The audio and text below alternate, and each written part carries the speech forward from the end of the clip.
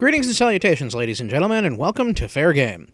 I'm Jaimas, and in today's episode, we will be playing Infiltrator on NES. My reason for doing so is kind of an interesting one. My friend Mouse and I had a discussion a while ago where Mouse was like, an interesting idea for a game would be a game that's like, you're a spy, but rather than like the Metal Gear Solid one, where you're, it's more of a ninja game, you're actually trying to, infiltrate and actually trying to sneak around an enemy base and pose yourself as one of them. Well, that's when I told him that, yes, there was such a game, and that game is Infiltrator. Infiltrator is not a very good game, but it is a very enjoyable game once you work out its labyrinth of quirks. As you're seeing from the story right here, this is a game that doesn't take itself terribly seriously. It was basically created by two people and was originally released on the Commodore 64 before being ported to everything else on Earth. It's technically two games in one, consisting of a very advanced flight simulator, which you are seeing right now, and the actual infiltration mode. The premise of the game is simple enough. When you're in this mode, you fly to the enemy base, then you use your helicopter's unique whisper mode to land at the enemy base without being detected. However, you have to use basically everything from the navigation system this game provides you for your helicopter to the communication system to communicate with enemy planes to bluff your way past them, because combat is not to your helicopter's advantage. Oh, you can fight them. You can even kill them. The problem is, it's a helicopter versus jet fight, and as anyone who's seen a helicopter versus jet fight will tell you, that's not really something you want to be in. I think one of the reasons that this game didn't do better than it did is due to the sheer complexity and completely unforgiving nature of the helicopter sections. Not only do you have to use the nav system, which took me months to figure out because I didn't have an instruction manual, but you also have to micromanage all these other systems that you're seeing on the control panel. It's very easy for your battery to overheat if you go too fast, or your oil to overheat if you go too fast, if you wind up using the turbo boost too much or the whisper mode too much. And either of them can quickly lead to engine damage, which basically kills you. On top of all that, you have the fact that if you do run afoul of one of these enemy pilots, they will fuck you up. They will not break off. You can't outrun them. Again, they're in a jet, you're in a helicopter. And at that point, you are very much in for a fight to the death. It's actually kind of weird, because this kind of level of unforgiving nature is normally reserved for arcade games of this era, not games that came out in 1989. There are flight sims that are less completely over the top than this game. That said, once you get through some of its quirks, like the fact that the fuel ticks down way too fast, that the battery and oil overheat like crazy, that you have to basically micromanage about 11 different things just to make a landing correctly, under it, you actually have a really fun and enjoyable little setup. It's just, the actual process of getting there isn't fun at all. The game also loves to throw curveballs at you. For example, every time that you run into the enemy pilots, usually they fall into a couple of different categories.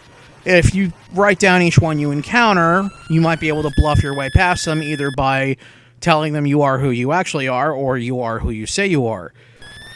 The problem is, this is true of the Commodore version as well. In every version of the game, there's a couple of pilots that are randomly selected that are going to be what I can refer to as crazies. No matter what you actually flag them as, code-wise, they will always attack you. That is kind of dickish. Right here I'm using the turbo boosters, and if you notice, it lets you go really, really fast at the cost of rapidly overheating both your battery and your oil. This can save you a lot of fuel, but again, this is another example of how you have to micromanage like around 15, 16 different possible resources just to get where you want to go. One of the most heartbreaking things, for me at least, when I was first playing this game as a very young lad, was I had actually managed to almost beat it. Why do I say almost? Well, Infiltrator lets you start any level, once you've actually gotten there, from the enemy base as opposed to from the helicopter mode. The thing is, I was repeatedly able to go through the areas with the actual missions. Oh, they were hard as hell, but I managed to get those done. But on the return trip home, I was never able to use the helicopter mode correctly, and I would be forevermore prevented from seeing the game's ending. Which, given this was a 1989 game, I'm pretty sure wasn't anything spectacular anyway. But the point is, this was always something that haunted me. Now, however, I've got the benefit of age and experience, and a horrible temper on top of it. In a lot of ways, this is my James Rolfe Top Gun moment, okay? And I am going to give this game the righteous ass-kicking it's deserved for decades. But to do that, we first have to get past this particular helicopter section. And, oh god, you could see just how annoying this is. Not just having to constantly clear your ID with enemy pilots, and be sure to ask them their ID first, or you won't know who they are. The fact that you constantly have to deal with Jimbo's arms drifting as you try to pilot your way towards there. The fact that you constantly have to realign, keep your altitude above a certain level, manage all the various temperature gauges.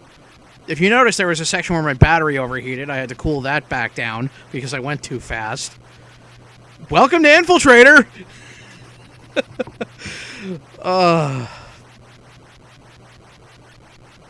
Like, everyone who said this game absolutely sucked when it launched, they were absolutely right. But under the sucking, there's something decent, is what I'm getting at. It's like a warhead. Like, the initial 20 or so seconds is like the most unpleasant fucking experience you'll ever have. And then after that, it's smooth sailing. Granted, Infiltrator is more like a warhead that also has in its core a super secret sour section that will blow your goddamn tongue off, but we're getting to that. Okay, so to any newcomers to this game who want to know the real secret to landing the helicopter correctly, I've heard your complaints. Basically, here's what you gotta do. You take off, try to get to around 1,000 altitude.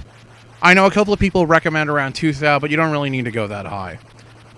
Level yourself out, and using the status screen, figure out what the ADF is so you can set up the locator.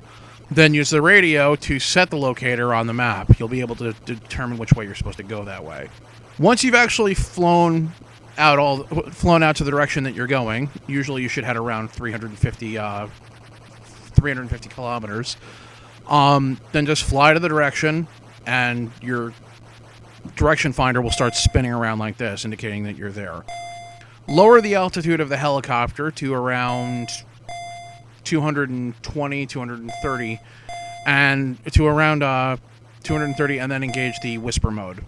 You then proceed to keep the helicopter more or less relatively level and let the altitude slowly tick down. Don't be surprised if you wind up triggering every goddamn function on the helicopter at this point. As long as you get everything within the right parameters, you'll land properly at the enemy base like we just did.